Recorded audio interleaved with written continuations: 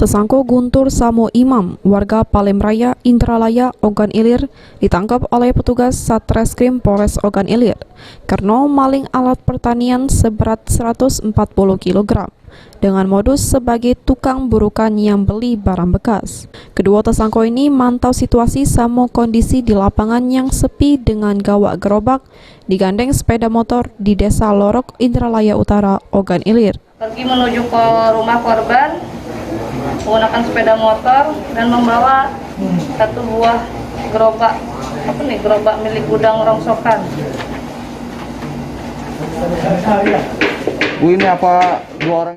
Kedua tersangka cuma tertunduk pas diamankan di Polres Ogan Ilir sama barang bukti hasil palingan, yakni sasis bajak piringan untuk menggarap lahan pertanian. Guna mempertanggungjawabkan perbuatannya, kedua tersangka dijerat dengan pasal 363 KUHP dengan ancaman hukuman 5 tahun penjara. Ahmad Romawi, PAL TV.